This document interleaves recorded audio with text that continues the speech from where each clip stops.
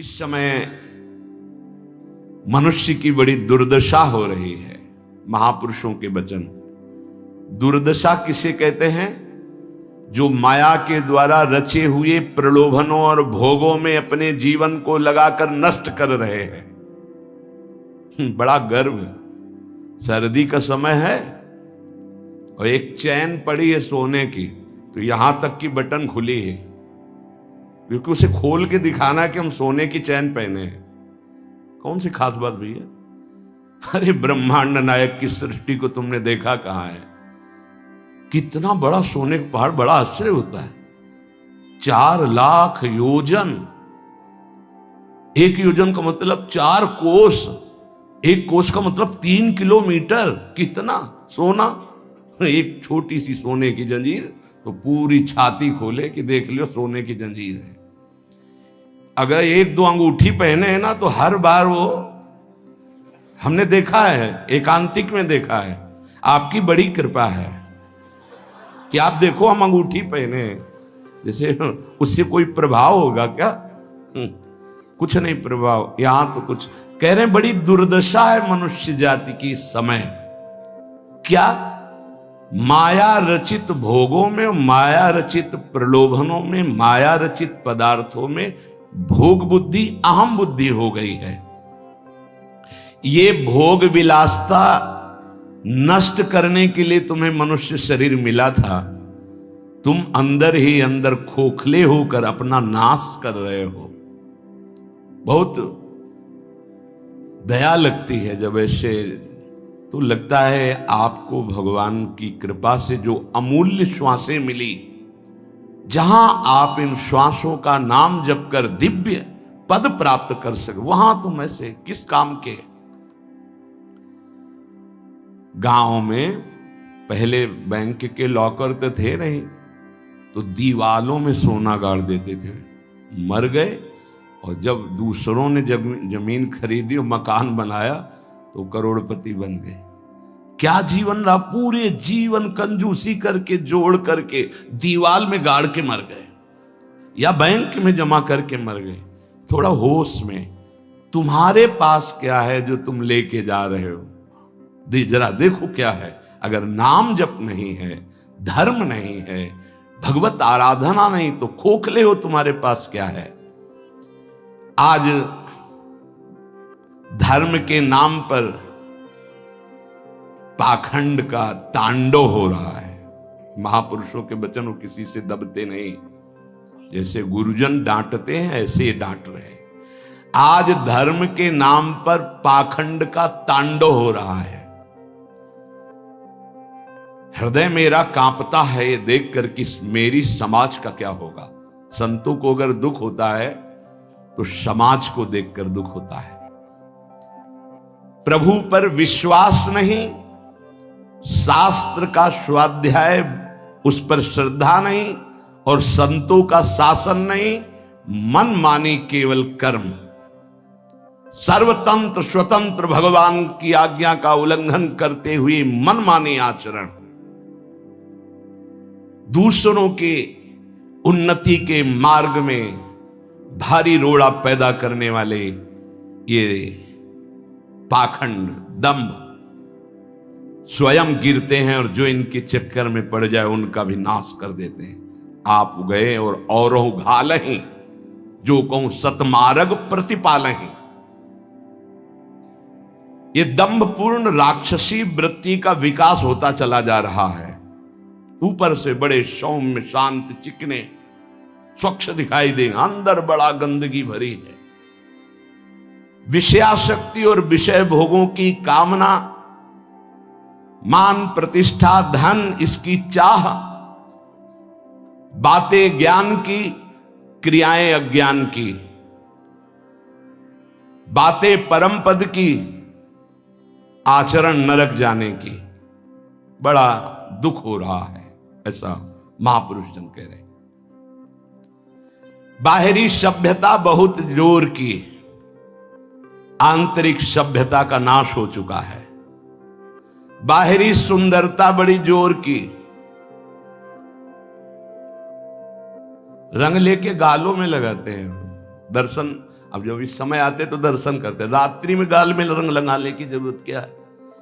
संत दर्शन के लिए आए हो तो तुम्हें यहां गाल में, तुम्हारे लाल गाल कौन देखेगा? अरे यहां लाडली लाल के गाल देखने वाले भाई, ये जो नगर है वृंदावन प्रेम नगरी है, यहां लाडली लाल के कपोल देखने वाले हैं।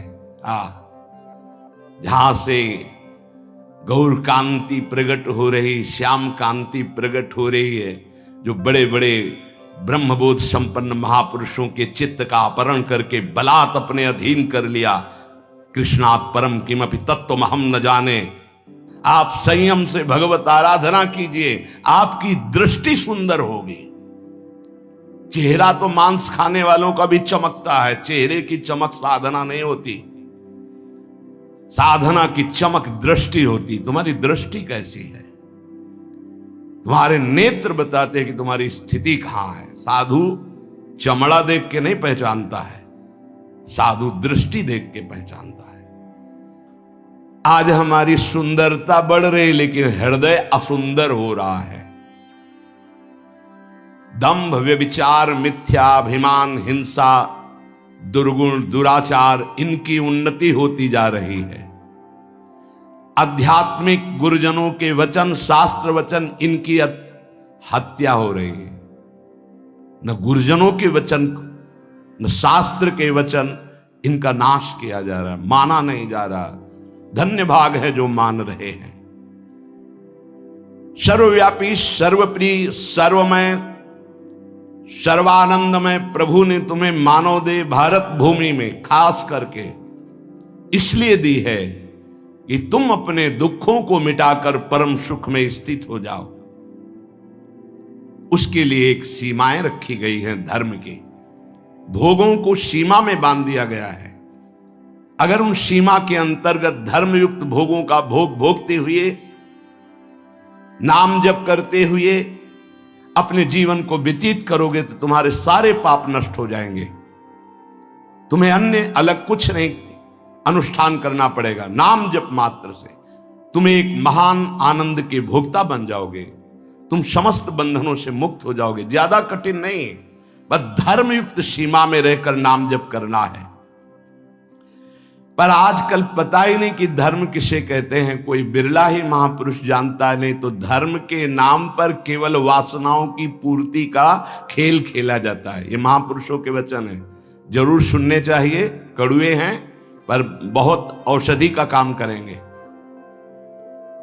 महापुरुष ये नहीं सोचते कि सामने वाले को बुरा लगेगा। हम चाहते कि बुरा लगे और तुम अच्छे बनो, बुरा लगे तुम गंदी बातों को छोड़ो। आज धर्म के नाम पर अपनी वासनाओं की पूर्ति का ढोंग किया जाता है, दंभ किया जाता है। कुछ बिरले ऐसे महापुरुष जन हैं जो धर्म को जानते हो, धर्म पर चलते, धर्म के लिए प्राण बलिदान किया जाता है। उस प्रभु को तुम धोखा देना चाहते हो जो तुम्हारे अंदर बैठा है, जो सर्वज्ञ है, सर्वांतर्यामी है। कौन देखता है यहां? अरे क्या वो देख रहा है जो निर्णायक है। उसको किसी वकील या गवाह की जरूरत नहीं है। वो तुम्हारे अंदर बैठा देख रहा है। जहां तुम संकल्प कर रहे हो वहीं वो देख रहा है। जो गुरु से डरता है, भगवान से डरता है, वो माया से निर्भय हो जाता है। जो गुरु से नहीं डरता, माया उसे बरबस बलात् ऐसे आचरण कराती कि रात दिन डरना पड़ता है और दुर्गति प्राप्त होती है। भगवान का नाम बहुत दिव्य है। अभी तक जो गलती हुई उसका सुधार करने के लिए आपको अवसर दिया है। ये जो सत्संग मिल रहा है कृपा पात्रों को मिल रहा है, जिनके कानों में सत्संग पहुंच रहा है और उनको विश्वास है कि इस हमारा कल्याण करने के लिए भगवान ने हमारे कानों तक ये सत्संग पहुंचाया है। अब लो नशानी अब ना नशई हूं। अब तक जो गलती हुई अब नहीं करेंगे। भगवान नाम को भूल करके, धर्म की अवहेलना करके कोई भी हो उसका सर्वनाश पतन निश्चित है। सर्वनाश का तात्पर्य होता है ये जो तुम्हारी श्वासें मिली, तुम्हें बुद्धि मिली, दोनों खत्म हो जाएंगी। ज्यादा अपराध बन जाएगा, काल मृत्यु हो जाएगी। ये श्वासें बहुत कीमती है। देखो अभी अवसर मिला है तो तुम्हें माया समझने नहीं दे रही। जहां ये शरीर छूटा फिर तुम्हारे बस की कोई बात नहीं बनेगी। तुमको जबरदस्ती अवश्य में भोक्तव्यम कृतम कर्म शुभाशुभम, दंड भोग। जब जेल मिल जाती है ना, तब तुम्हारी कुछ नहीं चलेगी। जो वहां का सिद्धांत है उसके अनुसार चलोगे, नहीं तो और दंड पे दंड भोगना पड़ेगा। फिर 83,99,999 योनियां, इनमें कौन सी योनि है जिसमें सुख मिल पावे? केवल क्लेश ही क्लेश। अपनी बात नहीं कह सकते, अपनी रक्षा नहीं कर सकते, अपने कल्याण के लिए कुछ सोच नहीं सकते किसी भी योनि में, चाहे देवता क्यों न बने हो। देवता भी भोग योनि है, कर्म योनि नहीं। केवल मनुष्य कर्म योनि है, भारत भूमि। इसलिए परम साधन, परम साध्य श्री भगवान का नाम है। इस कलयुग में और कोई साधना हो पाना बहुत कठिन है। जो साधन के सूत्र बताए गए हैं उन पे स्थित हो पाना, जैसे अष्टांग योग, अब 3 घंटे बिना हिले डुले पद्मासन सिद्धासन में बैठते हैं, आज भी हैं, पर बहुत कम।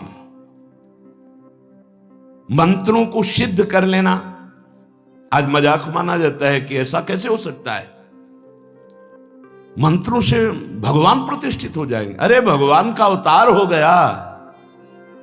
राम जी की प्राण प्रतिष्ठा में तुम्हें ऐसा लगता है कि कैसे ऐसे हो सकता है? तो राम जी जब प्रकट हुए तो मंत्रों से ही हुए। एक ब्रह्म ऋषि का नाम श्रृंगी ऋषि, उनको बुलाया गया, मंत्रानुष्ठान करके पुत्रेष्टि यज्ञ की और मंत्र से अभिषिक्त उस खीर को पवाया गया, महाराज दशरथ जी को दिया गया। उन्होंने अपनी 3 रानियों को विभाजित किया। श्री कौशल्या जी से परब्रह्म परमात्म स्वरूप भगवान राम प्रकट हुए, सुमित्रा जी से लक्ष्मण और शत्रुघ्न प्रकट हुए, कैकेयी माता से महान प्रेम मूर्ति भरत जी प्रकट हुए। ये कैसे प्रकट हुए? मंत्र से। पुत्रेष्टि यज्ञ श्रृंगी ऋषि ने करवाई, वशिष्ठ जी साक्षी, दशरथ जी यजमान, भगवान का अवतार हो गया। तो भगवान के लिए प्राण प्रतिष्ठा में भगवान पधारे, कोई आश्चर्य की बात? अरे भगवान का अवतार मंत्र से हो गया। आज भी हो रहा है मंत्र से अवतार। हृदयों में गुरु प्रदत्त मंत्र के द्वारा भगवान को हृदय में प्रकाशित कर लिया, उसी को सिद्ध महापुरुष कहते हैं। श्रद्धा नहीं रह गई, विश्वास नहीं रह गई।